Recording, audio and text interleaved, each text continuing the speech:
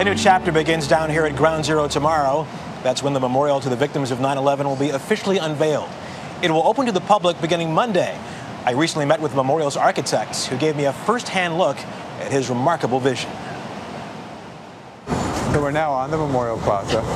Michael Arad's memorial has finally come to life, nearly a decade after the Israeli-American architect first sketched making what was gone visible. Sort of final touches are being worked on the name panels. Names of 9/11 victims are etched in bronze panels like these around a pair of memorial pools. They are 1 acre square, marking the footprints where the Twin Towers stood. Waterfalls cascade 30 feet. Arad calls this reflecting absence. I wanted to create a civic and public place that would bring people together and would allow us to stand at the site of where these towers were as a community. A jury of 12 citizens chose his design in 2004. One of those jurors was a 9/11 family member, Paula Berry. It's even better than what we were expecting. Berry's husband, David, worked on the 89th floor of the World Trade Center's South Tower, above where the second plane hit. David and Paula had 3 young sons. Here is a memorial that, in the most beautiful, most poignant way, memorializes the loss of the lives. And at the same time, it also memorializes the loss of the buildings. Arad's vision was one of 5,200 submitted anonymously from 49 states and 62 countries. We were looking for something as simple and as uncomplicated and as powerful as possible. Juror James Young is a professor who's written about the Holocaust. He says this memorial is meant for everyone. Both the families and people who have no other connection than what they read in the papers or saw on TV. Jurors narrowed the field to 8 finalists. The Memorial Cloud, seen here, and this entry, called Gardens of Light, were Arad's toughest competition. Arad sealed the win by softening his design with the addition of trees to symbolize regenerated life. You'd go home and you'd think about the 8 designs, and that one just kept staying with you because it was so easy to imagine it. As an architect, can you give me a sense of the relief that you had when they tested the water here and it worked? We knew it was going to work, but the moment that I first heard these waterfalls start up, I was actually struck not so much by how they looked, by how they sounded. I don't want people to come here and be impressed by design and ingenuity. I want them to have a moment of meaningful communion with the past. And joining us now live is the architect of the memorial, Michael Arad. Michael, good morning to you. Good morning, Michael. Good morning. Thanks for coming in. Appreciate it. Thank you very much. How close is this design to what you originally designed 10 years ago?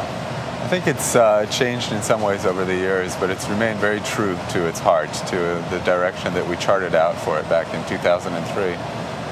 But in some ways it's gotten better because of this very difficult process that it had to go through. It brought on board many other voices, many suggestions, and it was not an easy process, but it was a process that strengthened the design. Speaking of the heart, one of the smaller details may actually in this design have one of the biggest impacts, and that's the lone survivor tree.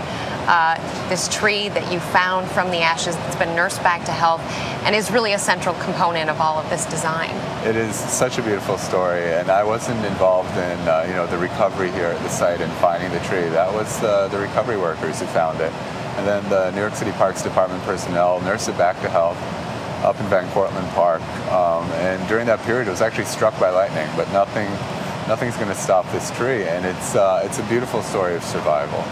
And it talks about that resiliency that you saw here in New York and the way that people found it and nursed it back to health and brought it to the site. And it's one of a few hundred trees that are going to be here on the plaza. There's something beautiful about that. Let's talk about the waterfalls, as you call it, reflecting absence. Tell me about the symbolism behind those. This idea of, I was drawn to the water actually a few months after the attack, and I imagined 2 voids in the Hudson River, the surface of the river torn open, forming 2 squares, and the water cascading into these voids, and these voids never filling up. This idea of persistent absence that time doesn't erase. And I explored that idea, and it's changed in coming from the Hudson to the site. But it is very much about marking the footprints of these towers, standing there, seeing the water disappear into that void, and that void doesn't fill up.